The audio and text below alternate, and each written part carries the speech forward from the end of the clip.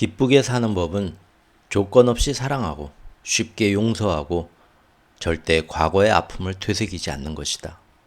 또 두려움 없이 살고 후회 없이 죽음을 받아들일 수 있도록 지금을 충실하게 살고 가끔은 멈춰서 딸기맛도 보면서 각자의 미완료 사업을 끝마치는 데 필요한 일이면 무슨 일이든 하는 것이다. 죽음은 존재하지 않으니 죽는 것을 겁낼 필요가 없고 사는 것도 겁낼 필요가 없다.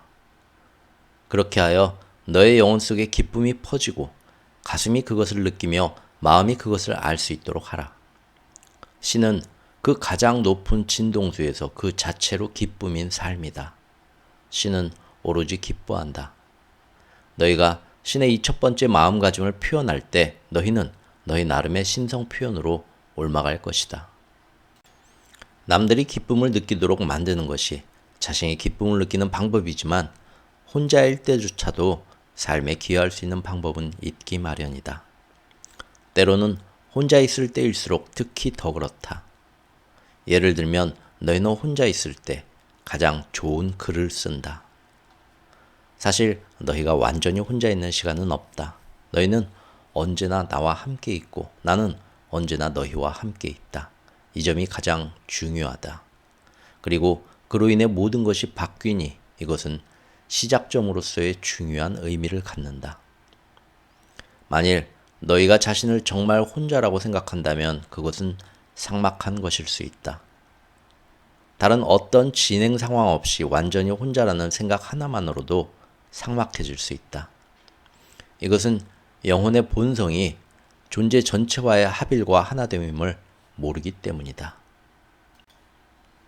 자신을 빼고는 다른 어떤 것도 없고 다른 누구도 없는 듯이 보인다면 개인은 말 그대로 개인으로 다른 것과 하나가 아닌 그냥 개별 존재로 느낄 수 있다.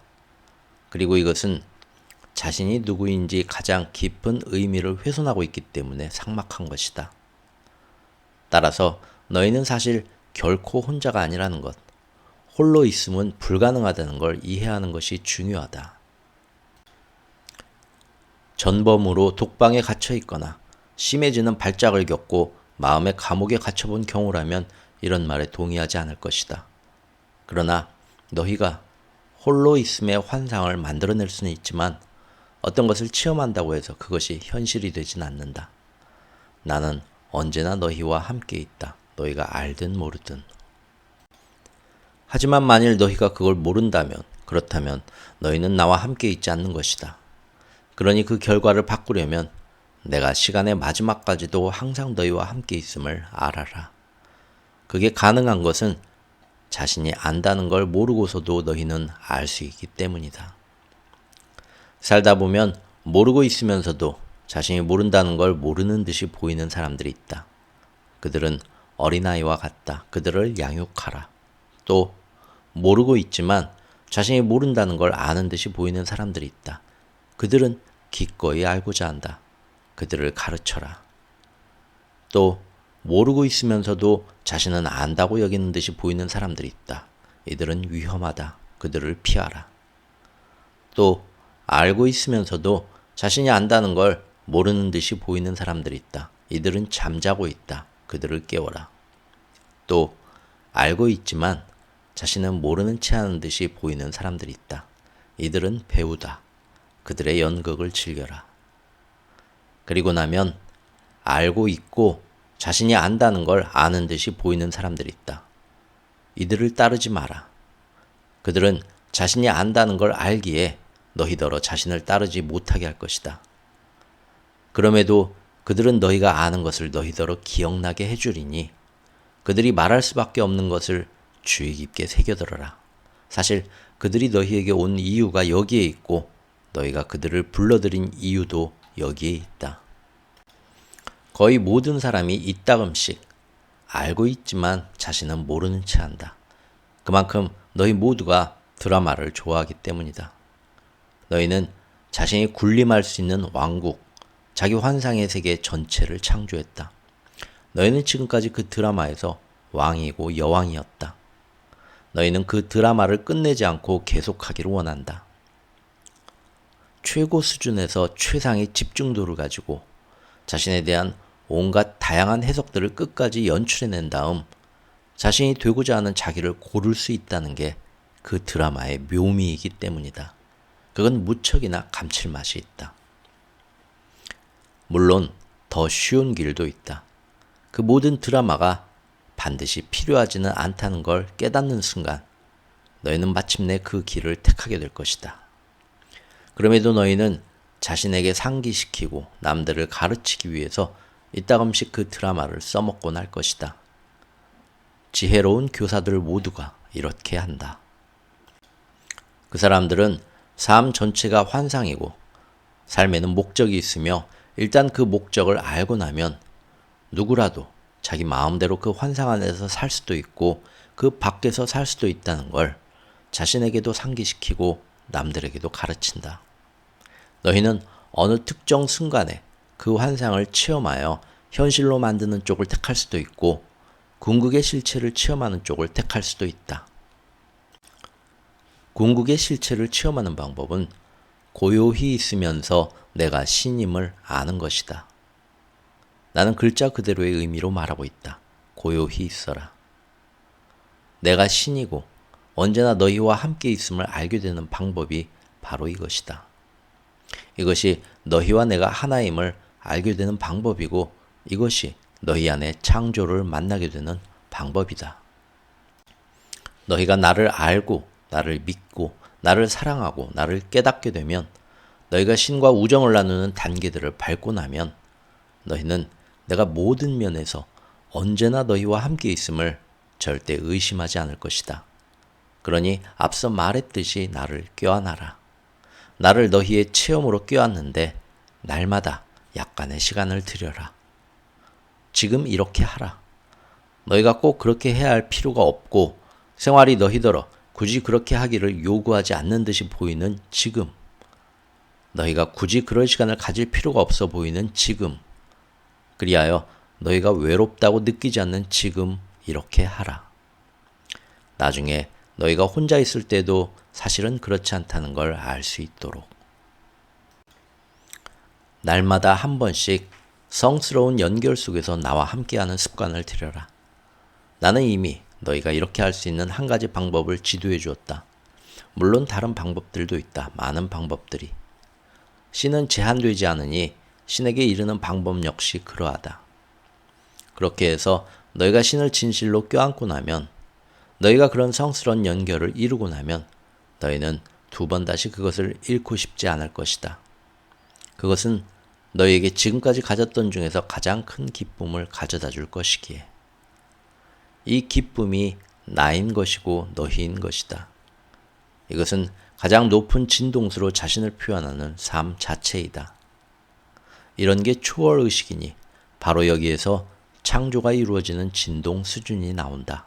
이것은 창조 진동이다. 너희는 내면의 신과 바로 존재 전체와 연결되어 있다. 너희는 자기 혼자 있지 않으며 결코 그럴 수도 없다. 그건 불가능하다.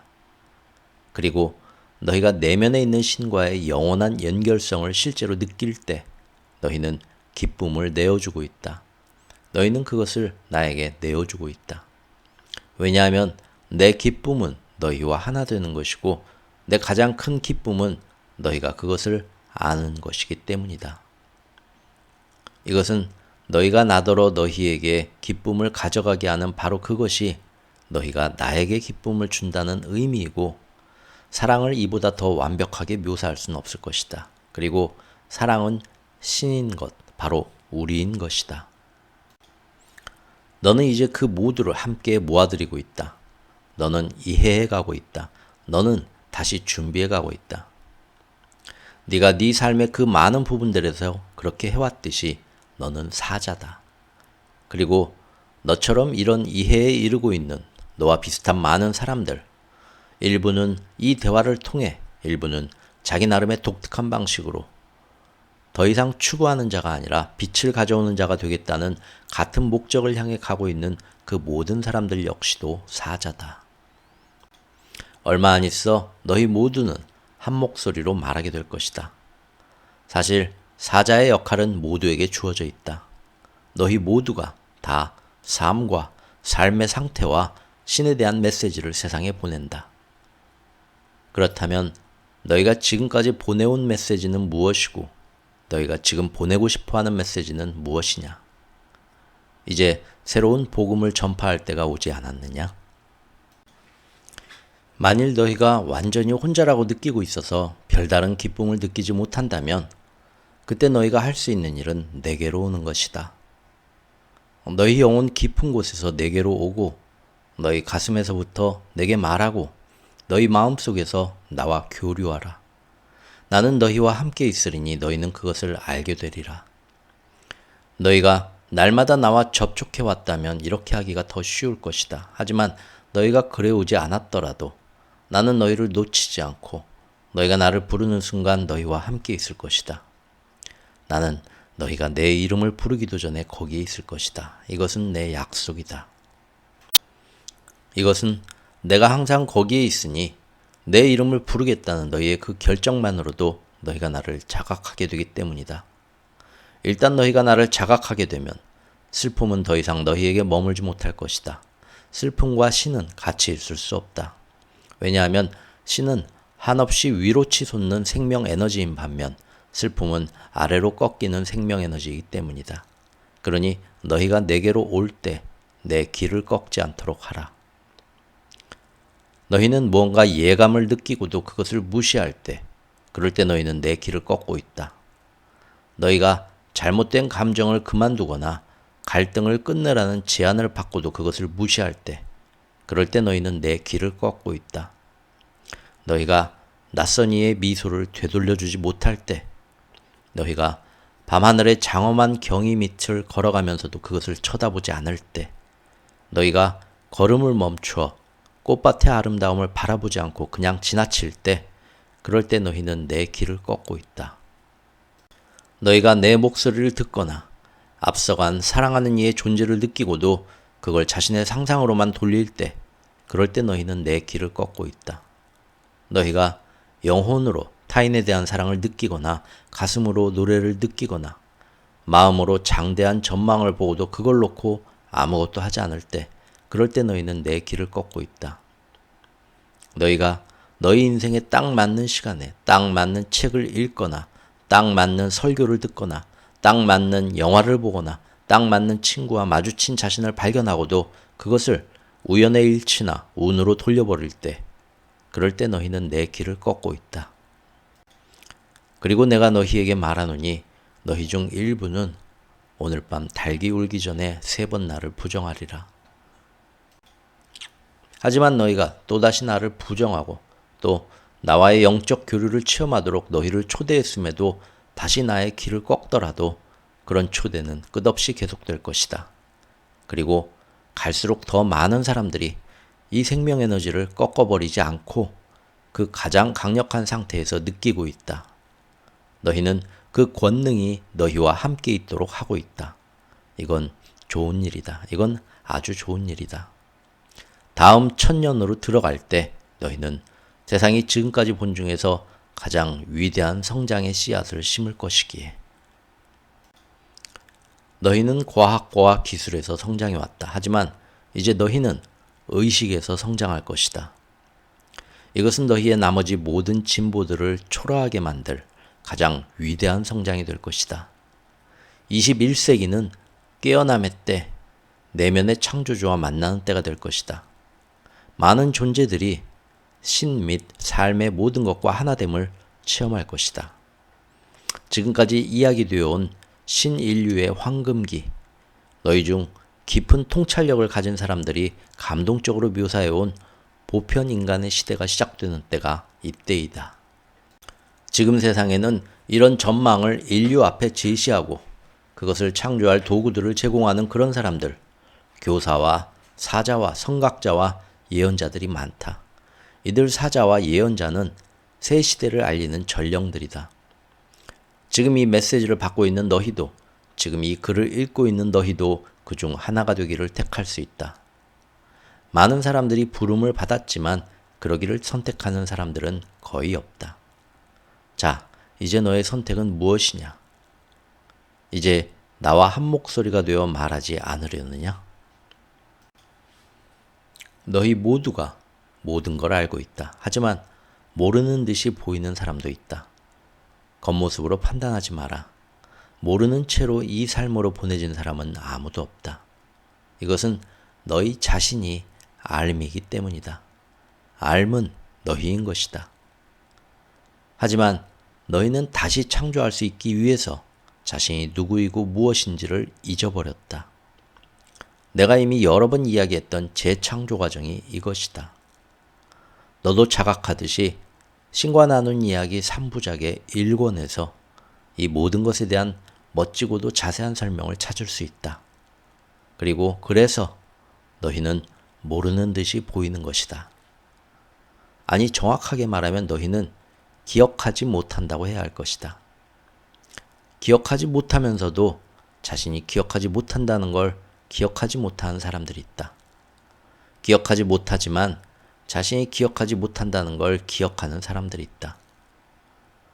기억하지 못하지만 자신이 기억해냈다고 생각하는 사람들이 있다. 기억하면서도 자신이 기억해냈다는 걸 기억하지 못하는 사람들이 있다. 기억하지만 자신은 기억해내지 못한 채 하는 사람들이 있다.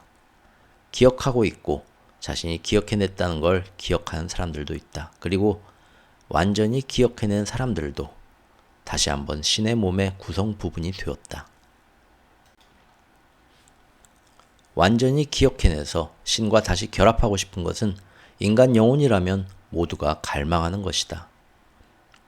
일부는 그것을 모르지만, 즉 자신이 기억해냈다는 걸 기억하지 못하지만 그럼에도 그들도 가슴속에 갈망을 지니고 있다.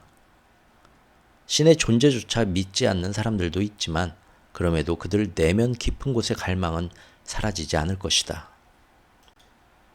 그들은 그것이 다른 무언가에 대한 갈망이라고 여기지만 결국에는 그들도 그것이 집으로 돌아오려는 갈망, 다시 한번 신의 몸의 구성 부분이 되려는 갈망임을 알게 될 것이다. 이들 믿음이 없는 자들은 자신이 도달한 다른 어떤 것으로도, 자신이 획득한 다른 어떤 것으로도 자기 내면 가장 깊은 곳에 있는 갈망을 만족시킬 수 없다는 걸 알게 될 때 바로 이것을 알게 될 것이다. 속세의 모든 사랑은 일시적이고 단명하다. 평생에 걸친 사랑조차, 반세기 이상에 걸쳐 지속된 부부의 연조차 영혼의 끝없는 삶에 비하면 단명하다. 영혼이 이것을 깨닫는 게 소위 말하는 죽음의 순간이다. 그 전이 아니라면. 그 순간 영혼은 죽음 따위는 없고 삶은 끝없이 계속되며 너희는 영원히 항상 있어 왔고 지금 있으며 앞으로도 항상 있으리라는 걸 알게 될 것이다. 영혼이 이것을 깨달을 때 영혼은 자신이 영원한 사랑이라 여기던 그것의 일시성도 깨달을 것이다. 그러고 나면 영혼은 다음번 물질생으로 여행 시 물질생에서 사랑하는 모든 것이 단명하고 덧없음을 더욱 깊이 이해하고 더 쉽게 기억해내며 알게 될 것이다. 그렇다고 해서 그것이 의미 없다는 건 아니다. 사랑과 관련된 어떤 것도 의미 없지 않다. 사랑은 삶의 의미 자체이고 삶은 표현된 사랑이다. 이런 게 삶이다. 따라서 사랑의 모든 행동은 최고 수준에서 이루어지는 삶의 표현이다. 어떤 것, 어떤 체험이 일시적이거나 상대적으로 짧다는 사실이 그것을 의미 없게 만들지는 않는다. 사실 그것은 그 때문에 더 많은 의미를 가질 수도 있다. 사랑에 대해 좀 더 자세히 설명해 주마. 너희가 그것을 더 완전히 이해할 수 있도록. 사랑 체험은 일시적이지만 사랑 자체는 영원하다. 사랑 체험이란 건 어디에나 항상 있는 사랑을 지금 여기서 체험하는 것에 불과하다. 완전히 사랑하는 것은 완벽하게 자연스러운 일이다. 사랑은 하기에 자연스러운 일이다. 그것은 정상은 아니지만 자연스럽다. 정상이란 을에 있는 것, 평범한 것, 일관되는 것을 나타내기 위해 쓰는 말이다. 반면에 자연스러움은 사물의 기본 성격을 나타내기 위해 사용된다. 인간 존재로서 너희의 기본 성격은 사랑하는 것, 모든 이와 모든 것을 사랑하는 것이다. 물론 그렇게 하는 것이 너희한테 정상이라는 건 아니겠지만 너희는 세상을 살아갈 때 자신의 본성에 맞서서 행동하라고, 다시 말해 자연스럽지 않게 행동하라고 배워왔기 때문이다. 너희의 타고난 자아가 본디 나쁘고 악한 것이라서 그것을 길들이고 제한하고 억누르지 않으면 안 된다고 믿었기 때문이다. 그래서 너희는 너희 종족에게 자연스럽지 않은 정상이라는 행위들을 고안해서 그것들을 고수하라고 요구해왔다. 자연스러운 건 죄 많고 멋대로이고 10중 8구는 위태로울 정도로 악하기까지 하기 때문이다. 심지어 너희는 자신을 자연스러운 상태로 드러내는 것에도 벌받을 짓이라는 딱지를 붙인다. 너희 다수가 억눌러 온 것이 비단 너희 존재의 자연스러운 측면만은 아니다. 너희는 진실을 말하는 것이 대단히 자연스러운 일임에도 그것을 억눌러 왔고, 너희는 우주를 기본적으로 신뢰하는 것이 대단히 자연스러운 일임에도 그것을 억눌러 왔다. 너희는 너희 몸의 뼈 마디마디들이 다 자신에 대한 순수한 경의로 폭발하고 싶어 안다라는 그 순간에도 노래 부르고 춤추고 기뻐하고 축하하는 것을 억눌러 왔다. 너희가 이렇게 한 건 자연스러운 경향에 굴복하면 자신이 상처 입을까봐 두려웠기 때문이고, 자연스러운 즐거움에 굴복하면 자신과 남들에게 상처 줄까봐 두려웠기 때문이다. 너희가 이런 두려움을 지니고 다닌 건 인간 종족은 본래 악하다는 받침 생각을 너희가 지니고 있기 때문이다. 너희는 자신이 죄 속에서 태어났기에 나쁜 건 자신의 천성이라고 여긴다. 너희가 지금껏 자신에 대해 내렸던 가장 중요한 결정이 이것이다. 그리고 이것은 자신의 현실을 창조하는 건 자신이란 면에서 너희가 지금까지 시행해온 결정이기도 하다. 자신을 잘못되게 만들고 싶지 않았던 너희는 자신을 바로잡기 위해 또 다른 극단으로 나간 것이었다. 너희의 삶은 이 점에서 너희가 옳다는 것을 보여주었기에 너희는 이것을 너희의 문화 이야기로 받아들였다. 너희는 바로 이런 게 현실이라고 말하고 계속해서 그렇게 말하는 것으로 그것을 그렇게 만들었다. 하지만 너희가 너희 이야기를 바꾸지 않는다면, 자신이 누구고 자신이 한 종족으로서 어떤 존재인가에 대한 너희의 관념을 바꾸지 않는다면 너희는 결코 완전히 사랑할 수 없다. 왜냐하면 너희는 자신조차 완전히 사랑할 수 없기 때문이다. 이것이 완전히 사랑하는 데 있어서 첫 단계이다. 너희는 자신을 완전히 사랑해야 한다. 하지만 자신이 죄 속에서 태어났고 악한 천성을 타고났다고 믿는 한 너희는 절대 이렇게 할 수 없다. 인간의 천성이 무엇이냐는 이 물음은 지금 인류 앞에 던져진 가장 중요한 물음이다. 너희가 인간을 그 천성에서 절대 믿지 못할 그런 악한 존재로 여긴다면 너희는 그런 관점을 받쳐주는 사회를 창조할 것이고, 그 다음에는 그런 관점으로 정당화되는 법률과 규칙과 규제와 제한들을 시행하고 승인하고 채택하고 부과할 것이다. 하지만 너희가 인간을 그 천성에서 믿을 만한 그런 선한 존재로 여긴다면 너희는 전혀 다른 종류의 사회, 법률과 규칙과 규제와 제한이 거의 필요 없는 그런 사회를 창조할 것이다. 그리고 앞의 사회는 자유를 제한하겠지만 뒤의 사회는 자유를 부여할 것이다. 신은 완전히 자유롭기에 완전히 사랑한다. 완전한 자유는 모든 기쁨 체험들을 위한 공간을 창조하니 완전히 자유로운 건 완전히 기쁜 것이다. 자유는 신의 본성이자 인간 영혼의 본성이다. 너희가 완전히 자유롭지 못한 정도만큼 너희는 완전히 기쁘지 못하고 그만큼 너희는 완전히 사랑하지 못한다. 오로지 사랑한다는 것은 완전히 자유롭다는 뜻이고, 그리고 남들을 완전히 자유롭게 해준다는 뜻이기도 하다. 누구라도 자신이 원하는 것을 할 수 있어야 한다. 그렇게 하도록 허용하는 것이 인간답게 해주는 그 정도만큼. 바로 그게 내가 말하는 것이다. 이런 게 신이 사랑하는 방식이다.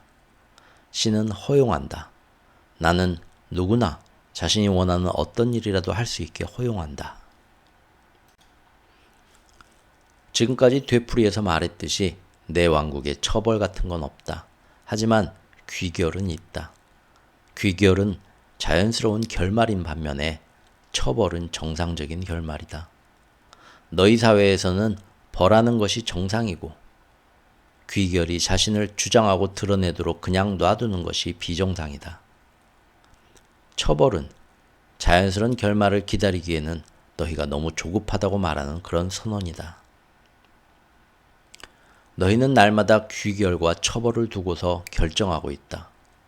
이것을 놓고 계속 선택을 내려가는 동안 너희는 너희 사회나 그 구성원의 처신을 바꾸는 데 있어 가장 효과적인 방식이 무엇인가라는 문제를 고려해 보는 게 이롭겠다고 느낄 수 있다. 너희가 벌을 내릴 때 전제로 삼는 근거도 따지고 보면 결국 이런 것 아니냐? 그렇다면 보복을 위해서, 다시 말해 기본적으로 공평해지기 위해서 벌하는 것으로는 너희가 만들고 싶다고 말하는 그런 사회를 만들 수 없지 않겠느냐? 고도로 진화된 사회들은 처벌로는 거의 배우지 못한다는 사실을 관찰해왔다. 그들은 귀결 쪽이 더 나은 선생이라고 결론지었다. 무릇 지각 있는 존재들은 처벌과 귀결이 어떻게 다른지를 안다. 처벌은 인위적으로 만들어낸 결말이지만 귀결은 자연히 일어나는 결말이다. 처벌은 벌받는 사람의 그것과는 다른 가치체계를 가진 누군가에 의해 외부에서 주어지는 것이지만 귀결은 자신이 내면으로 체험하는 것이다. 처벌은 그 사람이 잘못했다고 다른 누군가가 결정하는 것이지만 귀결은 무언가가 뜻대로 되지 않음을 자기 스스로 체험하는 것이다.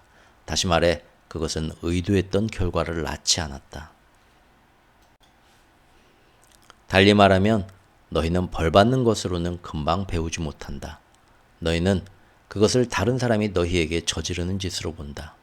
반면에 너희는 귀결을 보는 것으로는 좀 더 기꺼이 배운다. 그것을 자신이 자신에게 저지르는 짓으로 보기 때문이다. 처벌은 인위적으로 만들어진 결말이지 자연스럽게 일어나는 결과가 아니다. 처벌을 그냥 결과라고 불러서 그것을 결과로 바꾸려는 시도는 성공하기 힘들다. 오직 가장 미숙한 존재만이 그런 언어 조작에 속아 넘어갈 수 있지만 그렇다 해도 그리 오래 가지는 못한다. 하지만 이 사실이 많은 부모들이 그런 언어 조작으로 자식을 기르는 것을 막지는 못했다. 게다가 너희는 너희의 사랑을 허락하지 않는다는 가장 심한 벌을 고안해냈다. 너희는 자식들에게 만일 그들이 특정 방식으로 처신하면 너희의 사랑을 허락하지 않을 것임을 보여주었다. 너희는 너희의 사랑을 허락하거나 허락하지 않는 것으로 너희 아이들의 처신을 규제하고 그것을 바꾸고 통제하고 만들어내고자 해왔다. 하지만 이것은 신이라도 절대 하지 않을 일이다. 그러나 너희는 나도 그렇게 한다고 너희 아이들에게 말해왔다. 물론 너희의 자신의 행동을 정당화하기 위해서다. 하지만 내가 너희에게 말하노니 참된 사랑은 절대로 자신을 몰리지 않는다. 완전히 사랑한다는 의미가 이것이다. 그것은 아무리 큰 비행이라도 받아줄 만큼 너희의 사랑이 완전하다는 의미이다. 아니, 그것은 그 이상이다. 그것은 어떤 행위도 잘못된 것으로 규정할 수 없다는 의미이다. 에리히 시갈이 표현했듯이 사랑은 미안하다는 말을 할 필요가 없는 것이다. 하지만 그것은 대단히 고상한 원리여서 인간들 대부분이 그 원리를 실천하지 않는다. 그리고 나는 그 원리 자체여서 내가 그것을 실천하지는 않는다. 누구라도 자신인 것을 실천할 필요는 없는 법이다. 자신이 그냥 그것이다. 나는 어떤 조건도 어떤 제한도 모르는 사랑 그 자체이다. 나는 오로지 사랑함이니 오로지 사랑한다는 건 모든 성숙한 자각 존재들에게 자신이 원하는 것이 되고 그것을 하고 그것을 가질 수 있는 온전한 자유를 기꺼이 준다는 뜻이다.